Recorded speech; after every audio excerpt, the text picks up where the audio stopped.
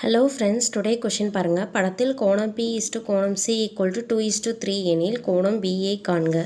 இங்க பாருங்க ஒரு ட்ரையாங்கிள் கொடுத்துட்டு Aக்கும் Bக்கும் நேரா ஒரு நேர்கோடு கொடுத்துருக்காங்க. இப்போ இந்த நேர்கோட்டில் 130 டிகிரி கொடுத்துருக்காங்க.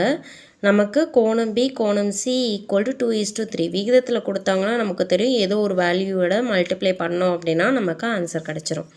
ஸோ அந்த வேல்யூவை எக்ஸ்ன்னு எடுத்துகிட்டு எக்ஸால் மல்டிப்ளை பண்ணுறோம். So 2x is to 3x. இப்போது ஒரு நேர்கோட்டின் மொத்த கோணம் வந்து 180 டிகிரி. நமக்கு அந்த நேர்கோட்டில் 130 டிகிரி கொடுத்துட்டாங்க. அப்போ மொத்த கோணத்திலேருந்து 130 டிகிரியை சப்ராக்ட் பண்ணோன்னா நமக்கு ஏ கோணம் கிடச்சிரும்.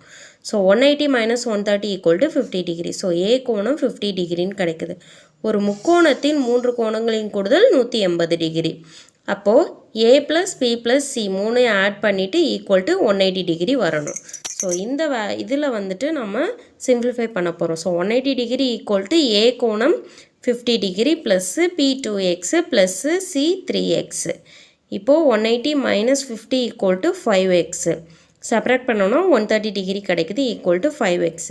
ஸோ எக்ஸ் ஈக்குவல் டு 130 / 5 = 26 டிகிரின்னு கிடைக்குது.